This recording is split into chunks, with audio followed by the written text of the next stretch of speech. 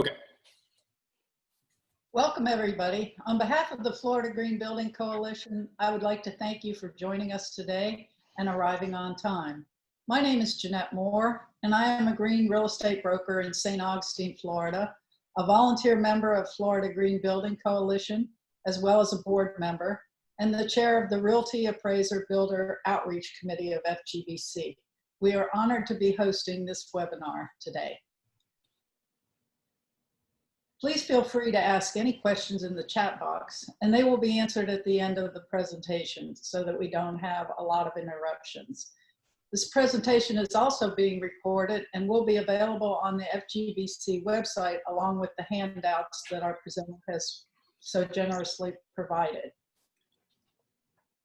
Now we go to our FGBC homepage, which is the opportunity where you can verify a Florida Green certified project. Florida Green Building Coalition is one of only a few organizations that allows the public to search for a green certified property. This is the homepage of the FGBC website. At the top, there are some different tabs. You can select search, then select project search in the drop-down list.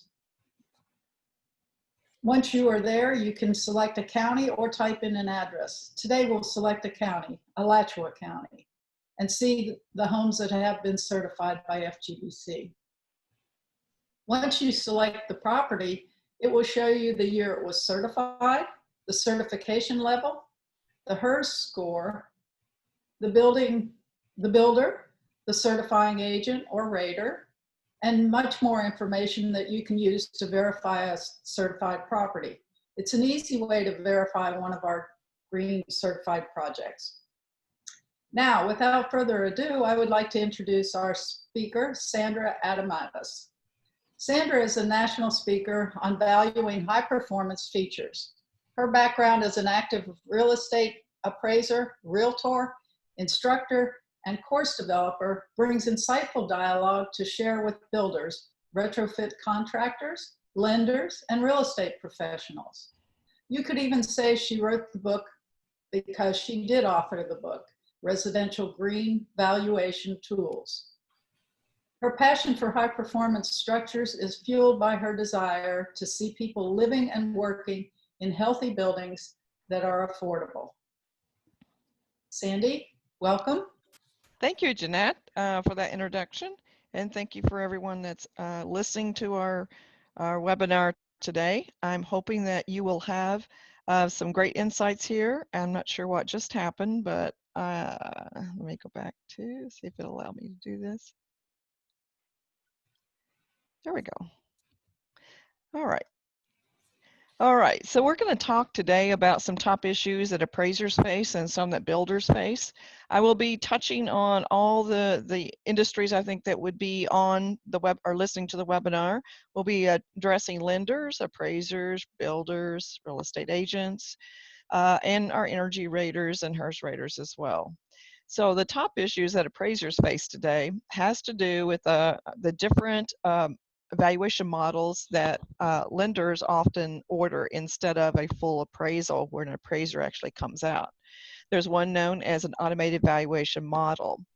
That model is usually run when the borrower goes to the lender and applies for a mortgage. They usually run an AVM to determine do they need a full appraisal or do they need or can they just go with a automated valuation. So there's other things in the background that go along with that, but that's one thing that you want to be sure that you document the mortgage, the borrower's paperwork when they go in to be sure that the automated valuation model is not ordered. You'll need a full appraisal because the green features are not identified in the public record, and the automated valuation models uses public record to determine what the value might be, what the loan to value ratio might be. So you want to be sure that correct documentation is there. Fees that are offered to appraisers today for the time, the skill, and the liability in the appraisal process is not commensurate with what we have to do today. Regulation is killing us. I know realtors face a lot of regulation as well, but I'm telling you that we've been told that our profession is one of the most regulated professions out there. So we have a lot of things we have to cover in the appraisal process, and some of them you might not understand and some of them have changed, but I'm going to try to walk you through how you can make this a more smooth transition as the borrower goes to the lender. The top issues that I hear from builders around the country, and I've been to 42 states so far on these topics. Sometimes I'm teaching appraisers, sometimes that's realtors, sometimes that's builders, or speaking at a conference. But builders tell me the biggest thing they face is the public and the real estate professionals, being everyone that touches that transaction, has limited knowledge of the products that they're building. And there's no paper trail to follow that building once it's been built, closed, and the paperwork's done. Quite often gets lost and it doesn't transfer to the next buyer or the next agent involved in the transaction. So therefore, the public has little knowledge of building science, or that there's even a change in building science today. And that's not a good thing for builders. We want the public to know building science has changed. You're building a better product than you did 5 years ago, than you did 10 years ago, and certainly better than a house that's 20 or 30 years old. Energy upgrades are omitted from the real estate transaction. You'll see that in listings, you'll see it in the MLS sales, you'll see it even in appraisals. They're not being identified, they're not being analyzed, they're not being given credit for. And that's a problem for builders because it does cost them more to upgrade these homes above the local code. High performance features are given no consideration in the list price, the sale price, or the appraisal, and it becomes a domino effect. And the builders aren't even including it in their advertising. So that also plays into the domino effect, because if it's not worth advertising, then the appraiser, the lender, the real estate agent says, why should I mention it? If the builder doesn't mention it in the advertising, why should it be given consideration? So those are some things I'm going to talk about as we move through the slides today. But there's a lack of understanding how appraisals and the MLS affect home sales, and builder marketing can influence consumer decisions. Sam Rashkin of the Department of Energy was the architect and the brainchild for the Energy Star home. He also is the brainchild for the Zero Energy home, which is ZERH label. Also, the Zero Energy home. And when you hear him speak, he'll always say, if you give the public all the information about the features that are important to them and the benefits, they will make the right decision. So my conclusion is we are not giving them the right information when we're listing these homes. There's 3 top reasons that consumers get involved in energy efficiency. This is played out through every survey that I've seen from National Association of Home Builders, from the National Association of Realtors, through the Shelton Group's reports, through a number of surveys that have been done out there to large numbers of people in the US. And these are the top 3 reasons that people get involved in energy efficiency. Number 1 is to save money. If you told a home buyer that they can buy home A or home B, and A will cost them $200 a month, B will cost them $50 a month, which one do you think they're going to want? Mm-hmm. And comfort is the other big thing. 35% of those surveyed said comfort was really important, one of the top 3 reasons. And people remember some of the older homes. I was raised in a farmhouse. It was drafty. We had hot rooms, we had cold rooms, and we had lots of quilts and blankets at night. So today's consumer wants comfort in their home, their car, the use of their cell phone. So comfort's important to them, and they define it specifically by how much they pay per month, by how they feel when they're in there, by indoor air quality, by the ability to control the features of the home.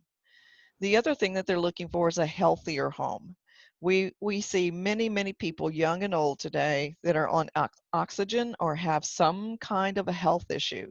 So indoor air quality can affect that health problem that that family has. There are very few builders or very few realtors that when someone comes to them to look at a home, they'll interview them in the beginning and say, are there any health issues in your family that I need to be concerned about? So I put you in the right home. That tells the consumer you care about them and you care about their family. And that's something that we often forget to ask, because health cost can be well above the monthly utility bill. So it all adds up. So who makes the buying decision for homes?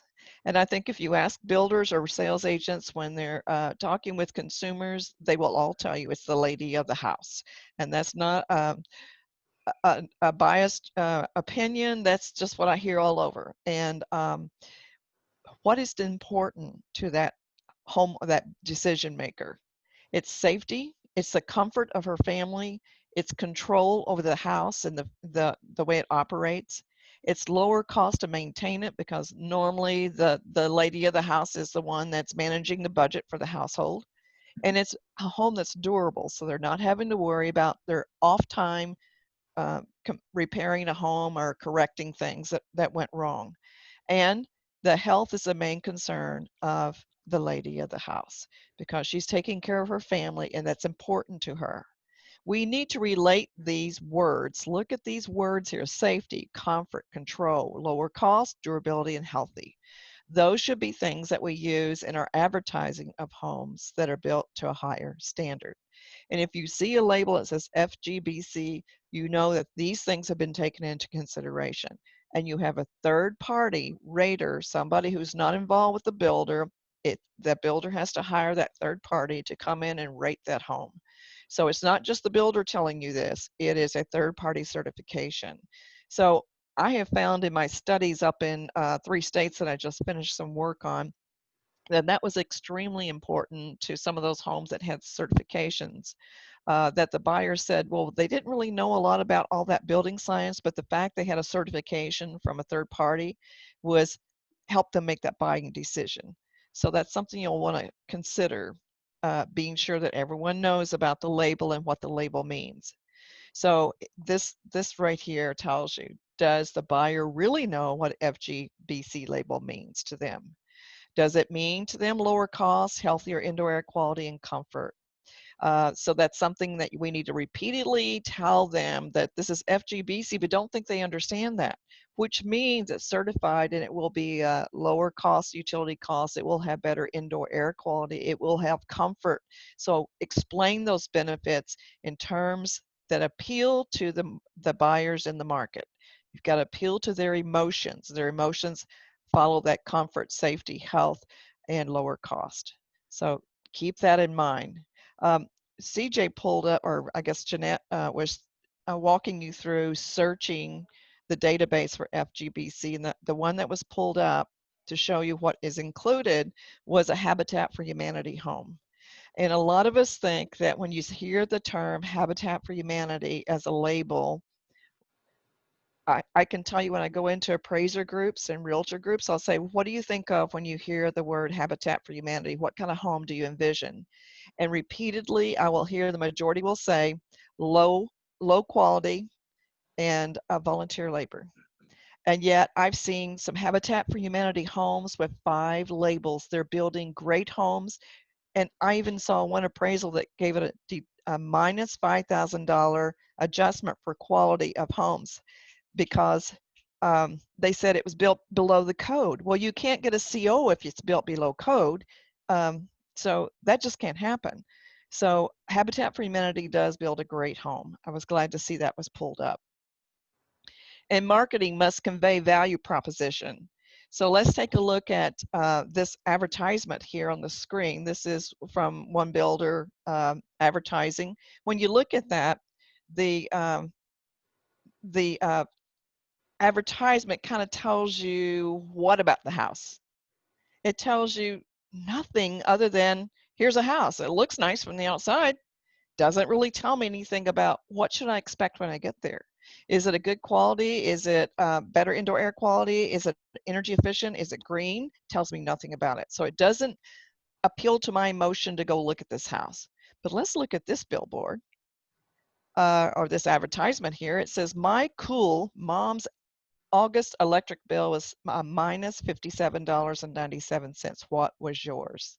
Now that tells me I want to go look at this house. I want to go today, because if my utility bill is minus $57, I want that house.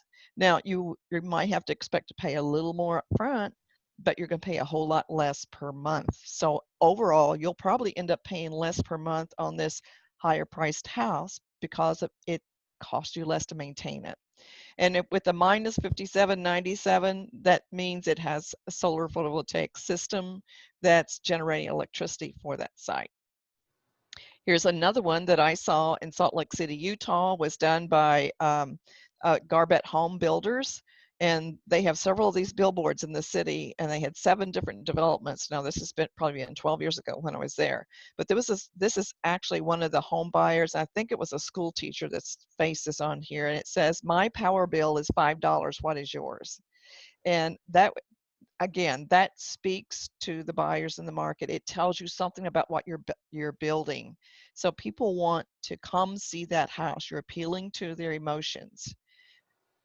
And I'm going to give builders a little zing here. This is not from Florida. This is an Alaska home, an advertisement out of one of their books. But it says, how does your advertisement measure up? When I had gone to Alaska, and before I went, I always do a little search on the internet, and I try to look at builder magazines.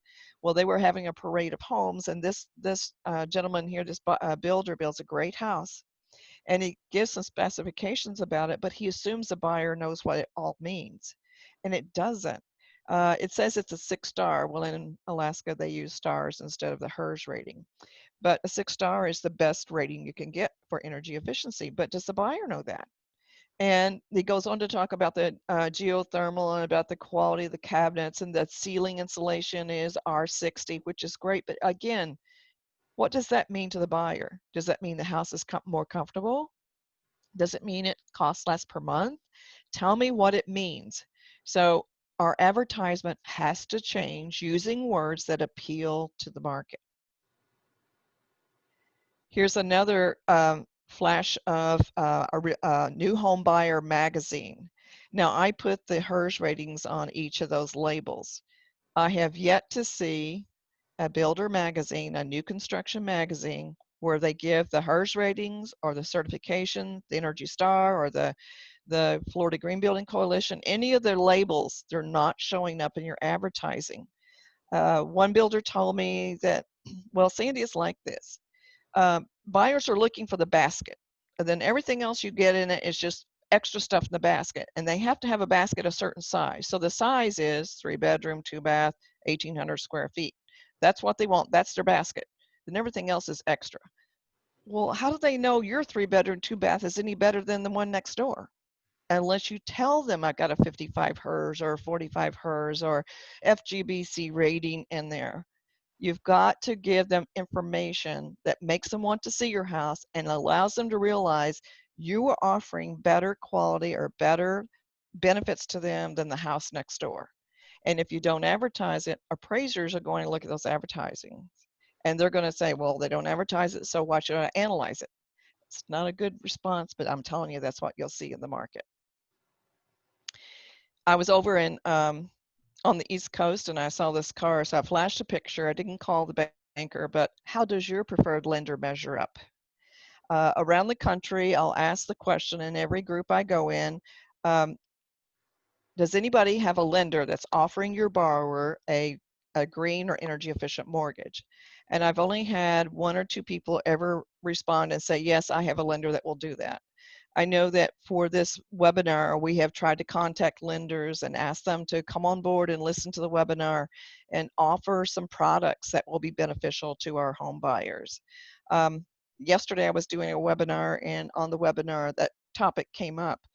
And one person said they saw a study on why lenders didn't offer these. It was because it was additional paperwork, and they didn't think it was worth the extra benefit. Well, I think it should be offered if they're out there, and they've been out there for years.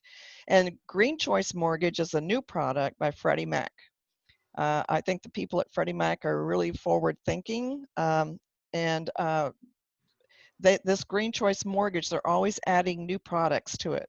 So I would suggest you go to the Freddie Mac website and do a search on the website for the FAQs, frequently asked questions and answers on the Green Choice Mortgage.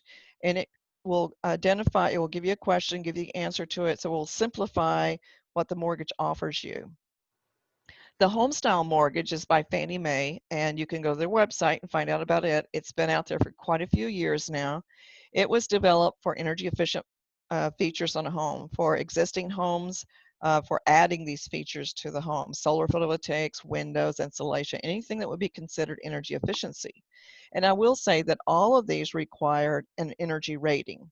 And they mention in the selling guide that appraisers have to follow, that it has to be a HERS rating or something equal. So they'll give you a few equals that you can look at. Energy efficient mortgage, the EEM by FHA and HUD. That allows you to make upgrades to an existing home, and I'm pretty sure new construction too, but you have to have the cost for those energy features broken out of the cost breakdown so they can apply it appropriately in the mortgage. And again, that's more paperwork, but most of these offer a higher debt to income ratio. So the person can buy a more house and than they could if they bought a conventionally built house that's just to the building code. The Veterans Administration, and we have a lot of vets in Florida, and next week I'm giving the veterans a webinar for the folks that work for them in their appraisal department on solar photovoltaics. But they now have an opportunity for the vet. If you're buying a home, it can be existing or new construction, and you get the appraisal done on it, and let's say they decide, well, I want to put some solar on it or add higher cost windows or something, they will allow you to go $6,000 over the mortgage amount to upgrade the energy improvements with no appraisal needed for the additional $6,000. So that's a real plus for our vets. So you need to find a lender out there that will offer these. And I will tell you that I've asked lenders why they aren't offering these, and the response repeatedly I get is, well, no borrower ever asked for it. Well, I want to tell you it's like this. A lot of people call me telling me they need an appraisal. And after I ask them enough questions, I find out it's really not an appraisal they need something else, X, Y, or Z. Well, if you go to a lender, aren't you expecting the lender to ask you enough questions, look at the documents you have, and put you in the right product? That's supposed to be their job. So you shouldn't have to know all their products. They should know their products, and they should put you in the right product. That's a lender who's working for you. So if your preferred lender does not do that for you, you need to find one who will. We need a thought leader in Florida. I don't know of any offhand. Jeanette may, and I'll let her introduce them at the end if she does know. Lending guidelines require appraisers to analyze energy features. Now, I hear this a lot around the country. Well, the appraiser says that Fannie Mae or Freddie Mac doesn't allow us to give an adjustment for energy. That is just not true, never has been true. This has been in the guideline since I've been appraising, and I've been at this 38 years, be 39 this year. The guidelines are very clear, and they've even clarified them more recently. The most recent guide is June 3rd of 2020. You can go to the website and download the Fannie Mae or the Freddie Mac selling guidelines, what you'll look for. The guideline says appraisers must compare energy efficient features to those of comparable sales. And if analysis determines an adjustment is warranted, it must be made. So again, that opens a door to say, you're wrong. You have got to analyze these features if they're there. And then the appraiser has to prove the adjustment. That's where all of you come in with giving us the data we need. So Fannie Mae, Freddie Mac, FHA, and VA have appropriate guidelines that do allow appraisers to analyze and value energy or green features, high performing features, whatever term you want to use. The appraiser must describe them, and they must support their conclusions. Now that means if they say they have no value, then they need support for zero value, because no value is zero and zero is a number. So appraisers are under a federal guideline for lending called USPAP, USPAP. And USPAP says they have to prove all of their adjustments. And if they analyze something and determines it has no value, they have to have support for that. So support has to come from documentation and sales data, listing data, new construction data, cost data that comes from people that are listening to this webinar. It comes from the builder, it comes from the listing agent, the selling agent. It comes from public record, it comes from cost breakdowns. So if we don't have all the data we need, you might not get the appraised value that you would hope for. Here is a great resource that appraisers, lenders, real estate agents, and builders should have in their handy folder to show people are thinking about buying. Also to appraisers who say it has no value. Freddie Mac did their own study. They hired, I think there were 3 PhDs involved in this, statisticians. I don't remember what their titles were. Some were PhDs, I know. But they did a study nationally, and these were just HERS rated. They weren't necessarily FGBC or any other certification, but they were HERS rated. Now remember, if you're FGBC rated, you also have to have a HERS rating. So this would fall into FGBC. So they did a study, and they found that HERS rated homes compared to non-rated homes had a 2.7% overall increase in sale price. That's a sale price premium of 2.7%. Listing agents, that gives you one piece of data you could use to list your homes that are energy efficient higher than a similar home that's not. And then they found that if you had an energy rating that was even better, a really nice low rating, you could get 3 to 5% more on your sale price. So these give you some parameters, the listing agent, the builder, some parameters for how much more should I list that home for because it has these features. This is a great guideline. So that you can pull that full study in the PDF format from the Freddie Mac website. The link is there on the slide. And then if you go to my website, which the link is on the slide here, you'll see 7 studies that have been done. And those studies, most of those are by appraisers, and predominantly you're going to see 2 to 6% sales price premium for these homes. So again, another documentation, it's 1 page, it gives you the name, the author, the date it was done, and the result. Pull that down from my website. I don't send spam out, but use that again in your file folder to convince your buyer that you should be willing to pay a little more for these homes. Here's some documentation to help you see what's been done in the past. So when a potential new home buyer asks a real estate agent who to call if they're thinking about buying a new home or having a new home built, are you the builder, the FGBC builder? One of the first 3 names they give out. I know agents are typically like I am when I get a call and somebody says, who should I list my home for? I'm going to give them 3 names. I'm not going to give them 1. And that's, I'll give them the top 3 names that I think are the best for the area they're working with. And I know real estate agents do the same. And I tell them to interview them. So does the agent know you exist and that you're an FGBC builder? How would they know that? Are you making yourself known to the real estate field? Even if they're not listing your homes, they can still send buyers your way, or maybe they could ask for a split commission to sell one of your homes. They should know who you are. They should know you're servicing that area. So make sure that the real estate agents in your market are aware of FGBC and what it means to the sale price and to the comfort, cost of the home, and that may bring you a little more business. And I'm going to tell listing agents and builders, this slide is extremely important to you. When the appraiser calls you to make an appointment, you need to interview them. And keep in mind, if you pull those selling guides that we talked about, Fannie Mae, Freddie Mac, FHA, they all 3 say that the appraiser is required, the lender is required to hire an appraiser with requisite knowledge and experience in the property type. So when you interview the appraiser, ask them if they are aware of the HERS rating. Are they familiar with the FGBC home? Do they know about high performance features? Have you ever appraised one before? If you get a no response to those, then I would politely tell the appraiser, give me your number. I'm going to have to call you back before we can make an appointment or before I can send you any information.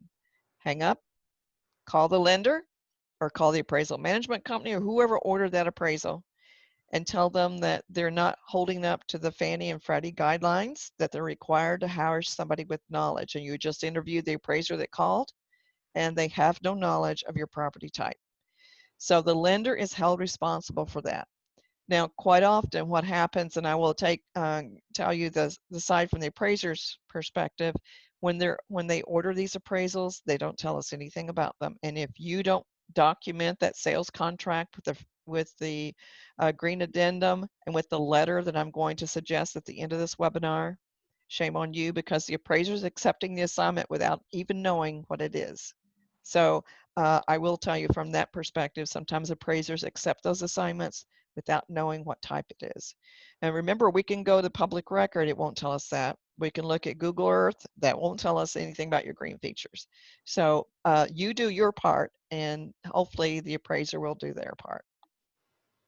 So document your upgrades in the home as well as in the AI Residential Green and Energy Efficient Addendum. That's what that long acronym stands for.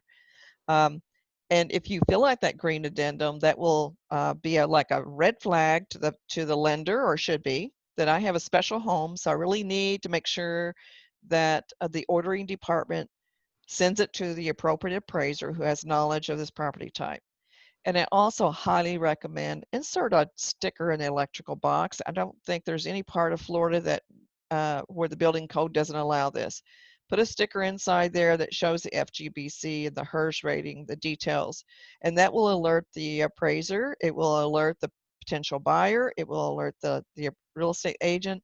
Remember that when homes go into foreclosure or people move, they'll take everything but the electrical box. Nobody wants to mess with electricity. So the sticker's going to be there forever. I bought a home that was 20-some years old, and the lady that had it built typed up stuff and put it in the electrical box, taped it on the electrical box. You know, she probably lived in a mobile home 100 years ago. And mobile homes today, I can go to a mobile home that's 30 years old and they'll still have a sticker there. So it tells me the manufacturer, what climate zone it was built for. So think about it. This will help keep people thinking about what's behind the walls. It was built to a better standard. Include a link on that sticker to the FGBC website so people can go there and find it listed on the database. Insist that all advertising has an FGBC brand on it. Make it known to the public.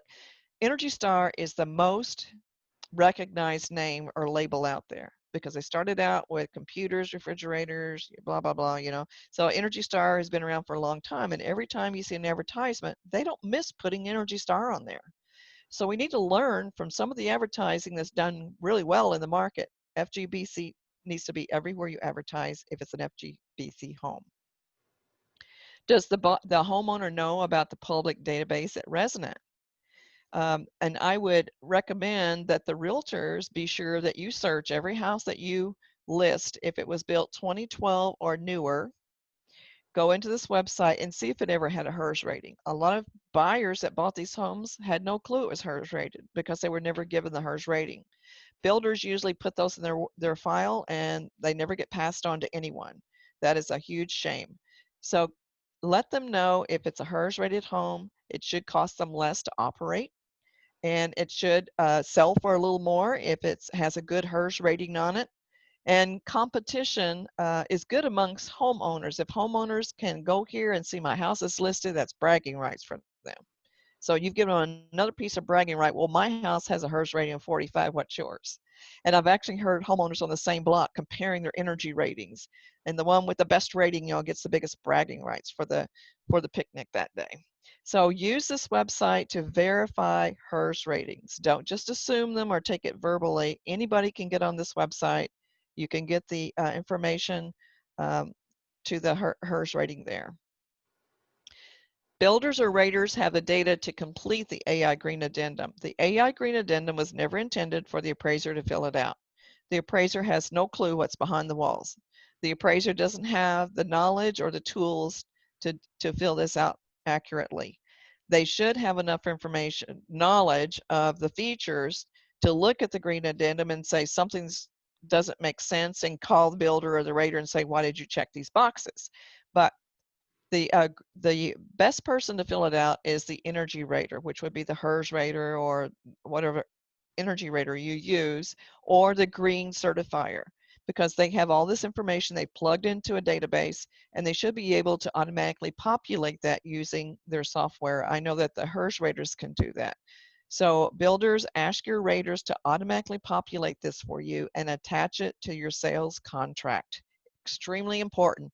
Realtors, attach it to the MLS as soon as you get a house listed, even if it's an older home and it has features on there that are energy efficient, high performing, fill it out, attach it to the MLS. That will be important data for the appraiser. It will also add clarity to the purchase of the home for the new buyer. And if you're not familiar with the green addendum, or you don't know how to use it, or you have an appraiser who says, I don't know what I'm supposed to do with this, well, point them to this guide. This is a guide that's a free download. It's on the Appraisal Institute website, and it's a free download to take you through each section of the green addendum. It will give you places where you can find this information. We'll give you links, definitions. It will also tell you in each section, here's how a real estate agent might use this in marketing. Here's how a builder might use it. Here's how an appraiser might use it. And here's where it goes on the appraisal form. So it's a paste by number, color by number, kind of a document. So that's a pretty simple document you can give to the appraiser who doesn't know much about it, or as a real estate agent or builder, take a look at it to make sure you fill it out correctly. Here's the letter I noted earlier today in the webinar. This letter is a kind of it's a sample letter. So you need to tweak it, and you can be used on existing homes or new construction. It starts out by saying, hey, dear lender. Now, the reason this letter was written, and it's been out there for a long time, and it was written because the lenders didn't realize that the public was able to read their guidelines, I guess, to know that they're required to hire a competent appraiser. So this lender is another document that will say to the lender, hey, we know you're required to hire an appraiser with requisite knowledge. And by the way, here's where you can find some, so it will give them a link to appraisers that have taken green education. Now, on new construction, you would put the address in there, and then you would identify what features made it special. Here you might put, you're going to put if it's FGBC rated, or if it has a low HERS rating, or has a solar photovoltaic system, you're going to identify those features. So that could be for new construction or existing homes. And then sign it and put it on your letterhead.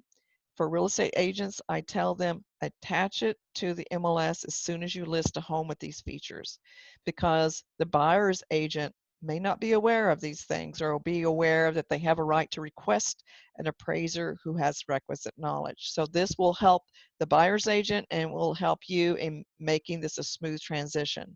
Builders, be sure this gets attached to the sales contract that goes to the borrower. So another red flag along with the AI Green addendum should be attached. So I'm going to, with that, turn this over to Jeanette. She can read off questions that have come up in the chat box. Yes, there have been a lot of questions, Sandy, and I want to say I've attended a lot of your webinars, and every time I attend, I walk away with so much new knowledge that it makes me feel very dumb.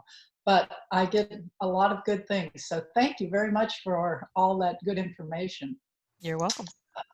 Let's start with, let's see, one of the first questions. Where would we as realtors look for the FGBC certification? Okay, you can go to the website that we have here on the slide right now at the bottom there, www.floridagreenbuilding.org. And you can find the website that the database that Jeanette was walking you through at the beginning. And you can type in by address and find it, or you can just look by city and look at all the green rated homes in the city. Another question from the same realtor. What if our MLS doesn't have a green certification field like FGBC? Okay, so the person who asked that question has a job. I'm going to challenge you to go to your real estate board, to your MLS board, and appeal to them to turn on the green fields. Now I'm saying turn on the green fields because quite often they'll say, well, it costs too much and we don't have to change our database. that's not a good response, because all you have to do is switch it on off. Just like on your iPhone, you have the choices to switch on and off for certain features. Well, that's the same with your MLS. There's about, I think it's 6 vendors that write the programs across the US. And I found out that, because I used to get that response a lot, it's just a switch, turn on or off. And make sure they turn on all the green fields. But I want to warn you, that's not the end of the job. Just turning them on doesn't help any unless you populate them. So then you have to do education in your association to make sure your agents understand how important it is to populate them. Great question. Yeah, great answer too. Thank you. Here's one from a builder, and they're asking, as a green builder, can we fill out the green appraisal addendum and then send it to the realtor so they can add that information to the MLS? Okay, that's a great question too, and I would suggest they do that. Now, I don't know that some MLS rules are a little different. If it's already sold and gone to sold status, I'm not sure if they will allow you to attach it to that, but I hope that they will, because keeping the attachments on the sold properties is important to appraisers, because remember, sometimes we have to go back a year and a half to find a sale. The attachments so that we have a really good understanding of what that house offered, and that helps us to choose better comparables for green homes. Great. That's good information. Thank you. This one comes from an appraiser. Does the Appraisal Institute have a green appraiser certification, and how do I get on the list for lenders? I'm in Colorado. Okay. Nice to have somebody from Colorado listening into our Florida webinar. The green registry on the Appraisal Institute's website is open to anyone. You don't have to be a member of the Appraisal Institute. You don't have to pay dues, but you do have to take our courses and pass our exams. Now, there's 3 courses involved. The first one is Introduction to Green Building. It's a 7-hour course, and you get CE credit, and you have to take CE credit every 2 years anyway, so that will count toward your CE. So you pass the exam for that one, then you take case studies and appraising residential green homes. That one is a 7-hour also and has an exam. Then once you take the solar class, that's the solar is called Residential and Commercial Valuation of Solar. It's a 2-day class, and it has an exam also. So it's actually 3 courses. It comes up to 28 hours and 3 exams. Once you take those, pass the exams, you're automatically put on to the AI Green Residential Green Registry. And that registry is open to anyone who wants to go in and search for an appraiser in whatever state you're in. So it will give you a list of everyone who's taken and passed the exams. So I would encourage any appraiser out there that's looking for a specialty or looking to have a little more exposure in the market to get involved in the green registry. Wow. Well, I'm going to ask one of my own questions now, as far as how long has that been in existence with the green appraisers? And because I know years ago I had never even heard of a green appraiser. That I got involved in green buildings about 14 years ago when the first one was built in our county, and so I appealed to the Appraisal Institute to let me write a course on it. Well, they had just finished a seminar on it, which I wasn't aware of, so I went and took their first seminar, and so that would have been back in 2008. 2009, then they hired me to write the first course that was for green building. That was the case studies course. And so then out of that came the green registry. So it's been around since about the end of 2009, 2010. That registry has been out there. At one time, Florida had quite a few appraisers on that list because it was given quite a few times in Florida. Because right here I am. Well, in the beginning, we didn't have the solar class ready, so they only had to take the first 2. But they gave them extra time to take the 3rd class, which was the solar class, and a lot of the appraisers didn't complete it. So our list of green appraisers in Florida is a lot skinnier than it used to be, not as long as it used to be. So we need to, and I'll tell you, lenders and or appraiser agents and builders can make a change in that. If you put the pressure on your lenders that they'll be your preferred lender if they have a database for green appraisers. You can't name the appraiser, but you have a right to expect them to hire a qualified appraiser. So if you put the pressure on them, I'm going to have to go to another lender if you're not using somebody who has qualifications to appraise these homes. They will begin to ask their appraiser panel to take the classes, and it will make a huge difference in the appraiser's decision to take it. Because that's the big pushback I get from appraisers. No lender ever asks me if I've had a green class, so why should I take it? Now, I don't think it's a professional answer, but you get the same answer with real estate agents and the NAR GREEN. So, I mean, it's just out there. But I can tell you one experience we had in Alaska, where I did the green classes 2 years ago, the first two, and we got the lenders on board. There's not a large number of lenders in Alaska, as you can imagine, but they sent out a flyer to all their appraiser panel and said, we need for you to take this education. And then those that didn't sign up, they would call me ahead of time and go, did X, Y, and Z sign up? And I would say, no, they haven't registered yet. Well, they'd call them up and say, why didn't you register? If you want to do work for us, you've got to be on this list. So see, lenders can make a huge difference. I had 87 appraisers in the green classes for 2 days. So, and usually in the lower 48 in Florida, I'll be lucky to get 20. Wow. So you can see what a difference that will make. Well, that certainly gives us as green realtors a lot of power and a lot of incentive to make our lenders ask for or green certified appraisers the next time they're ordering one. Yes. A high performance home. Yep. So that's great. Thank you. You're welcome. Let's see, this one looks like it's from a realtor. When you were referencing the letter to put in the MLS, you mentioned including the HERS rating. Would I also indicate that it has solar panels? Oh, absolutely. Now, when you mention that it has solar panels, if your MLS does not have a field for it, which you need to campaign to get the fields put in, not only do we need to know it has solar panels, we need to know it's a solar photovoltaic, solar PV, photovoltaic. PV stands for photovoltaic. We need to know the size. So usually they're sized in kilowatts, a small K, large W. So we need to know, is that 5 kilowatt, 1 kilowatt, 10 kilowatt? And we need that on all the comparable sales that appraisers use. Because keep in mind, when we're analyzing these solar systems, a 1 kilowatt system will not produce as much as a 10 kilowatt. And it's going to cost a lot more to get a 10 kilowatt. So we need to know what are the size, but not only the size, we need to know the age. So I would highly recommend that you go to the AI Green Addendum. It has one page dedicated to solar. Take that solar page, and when you're listing the house, if the property owner does not know the details of the solar system, like the size year it was installed and the size of the inverter, orientation, all that good stuff, tell them they need to get that filled out by the installer, or go to the public record for the building permit and pull it from the building permit. Because if you don't have that information, the appraiser will not be able to value it accurately or give it no value because they don't have the details. And just telling me that it's 10 panels is meaningless. So we have to have the detail on that solar page. Use that as your listing inspection or cheat sheet.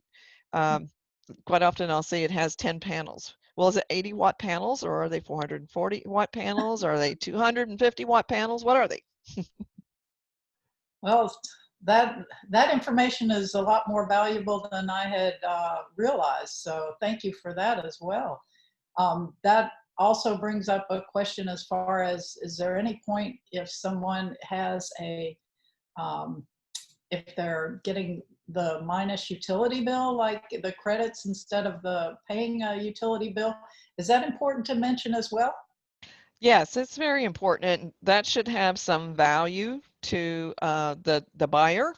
I mean, imagine thinking that, okay, not only do I not have, now you probably will have a utility bill because you have, in Florida, we have a mandatory connection fee. It's going to be small. I think mine's $7.50. Plus you'll have a few other surcharges on there. So you might get a utility bill that just because you're connected, that's something less than $20 a month. But if you have a solar system that's producing more energy than you use, you're going to build up credits. It's called net energy metering. Now, Florida usually puts credits in a bank, And I don't think they send you a check, but they will count it against maybe 1 month you have where you have more clouds, we don't have as much sun. So you're using more electricity from the grid than from the solar system. So they will pull it out of the bank so you don't have to pay for it. That's very interesting. And I'm a new solar panel owner myself. And I also added a Tesla power wall. So I'm curious as to, are the appraisers considering power walls like that? Yeah, that's a fairly new one, and yeah, I've gotten calls the last 2 weeks on what do I do with it. There is a and I should tell you this, that all the green courses that I mentioned are online. So if the appraiser says, well, they're not anywhere near me, they're online. They can take them at their own. They give them, I think, 60 days to do each course, so they can get them online. There's a 4-hour one online that I wrote that includes batteries, and it's called Valuation Resources for Solar. So it takes you into how to estimate the accurate kilowatt hour cost, and it also goes into batteries, what to look for, what to ask, and what their benefit is to the property owner. So your Tesla wall, you have an electric car, as I remember, right? Yes. So if you have a car charging station and you have solar system and you have the battery, that's even more valuable to that property owner, because you know that car charging pulls a lot of electricity. But if you have solar, then you don't have to worry about that because you're storing that energy you're not using during the day, and you can use it to charge your car at night. So it's a good deal. Well, I'm going to remember all this when I do decide to sell my house, but right now I'm enjoying having no utility bill. Yes, absolutely. Yeah. So let's see, we have someone that has asked, would it be safe to say that these same or similar concepts would also apply to selling green infrastructure? I would say yes, that would apply to the same for green infrastructure. I haven't done a lot on the commercial side for green. I teach the residential green and energy efficient, or the solar class, but I haven't done a lot on that side. So yes, that is something that should be considered. Okay. Um, and we have someone that brings up the fact Energy Star home certifications seem to have a higher brand awareness than FGBC. Does that make it a better certification? Um, I here's a misnomer, a myth that's out there. And I understand why it's out there. Everybody thinks that an Energy Star home is a green home. But an Energy Star home alone, if that's the only label it has, it most likely only has 3 elements of green building. Now, a true green home, like an FGBC home, will have 6 elements of green building or more. But most of your certifying organizations that you have to have, they have categories, and they all fall into the 6 elements of green building. They're listed on the green addendum. And the Energy Star rating only really addresses 3 of those. So you have site, water efficiency, energy efficiency, indoor air quality, materials, operations, and maintenance. So those are the 6 basic elements of green building. So if you have a true green building, it must have characteristics in all 6. And then to get to a higher standard, a gold, a platinum, or whatever the certification is, you have to have more features in each of those to gain the points to get a higher certification. So Energy Star is an energy efficient certification, and a lot of your other labels require or would meet that Energy Star label, like FGBC would meet Energy Star as well as FGBC. All right, that's good to know. And the next question follows up on that one and asks, what is the checklist and where can I find that checklist? The FGBC checklist is on this website that we have right here, floridagreenbuilding.org. So you can go on there and search around. I would encourage you that if you're a realtor and you get questions about what does this FGBC means, don't be frightened. Just take them to the website. So let's take a look, and you can see right here, you're supposed to be the source of the source. So that your source is the FGBC website. You can go in and actually pull down this score sheet, and it will walk you through the points that are available in each of the categories for points for gaining the certification for FGBC. And like it says here on the website, there's 22,900 certificates in the state right now. And I would challenge you, if you went to the largest MLS in Florida, you would find it hard to pull up 5,000 of them. And you can't tell me that none of these have ever sold. So we're not getting this certificate checked like we need to. And so that's one of the reasons your appraisers are not comparing them to apples. They're comparing code built homes to green homes that are built far above the code. Well, I can certainly understand that as a green broker, that you definitely cannot find a lot of green fields that are completed in the multiple listing system. So that's something that our Realty Appraiser Builder Outreach Group is working on, trying to help educate the realtors on the importance of that. So let me see if there are any other questions. No, that looks like all of them. Oh, I have one more. The appraisal addendum that you had mentioned, if you're going to get a HERS rating, but you're not selling the house, or let's say you get the HERS rating in the beginning, early on, and then 10 years later you're going to sell the house. Giving the builder or the rater the appraisal addendum right in the beginning, is that going to be of any value 10 years later? If I say, here, I've got this for the listing agent, or whoever's going to buy the house to take to the lender?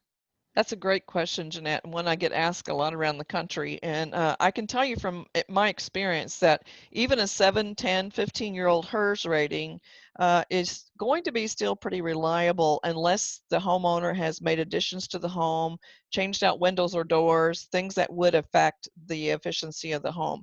But it is important. You can list it that when this home was built, it had let's say 10 years ago, it probably would have an 80 HERS rating, which would still be better than the 2006 rating. So that 80 rating, as of the time it was built to a higher standard at that time. So as the appraiser looks at it, they're going to say, okay, that had an 80 rating. It was built in 2008. And so I'm going to be looking for comps built somewhere around that 2008. If they don't have a HERS rating, then I'll know that my subject was most likely built to a higher standard than that other comparable. So it is important. And remember that once a house is built, unless you've got an infrared camera and you know an awful lot about construction, we're not going to know about things behind the walls that made that home a better quality home or a better indoor air quality. So it is useful even 10 years down the road. That's good to know. So I think as a real estate, as a broker listing a house, that if somebody hands me their HERS rating or any type of rating that they had done 10 years ago, I would sit down with them and I would say, okay, have you made any improvements since then? Have you added, changed out windows? Have you done another air conditioned HVAC system or anything like that? So that would be something important as well, wouldn't it? Oh, absolutely, yeah. Okay, thank you. And Jeanette, I would tell you that I suggest that real estate agents really fall short on their comment section, the public comments in the multiple list. Appraisers do read those comments, and that gives us a pretty good idea of the quality or condition of the home.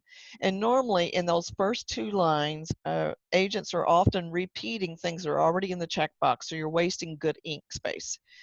In those first 2 lines, use the words that appeal to the emotions of the buyer. Remember we talked about in the beginning, lower cost, Yes. better indoor air quality, comfort of this home because it has an FGBC certified from the third-party certification. It's going to cost you less. Those first 2 lines should have words that appeal to the buyer, to their emotions.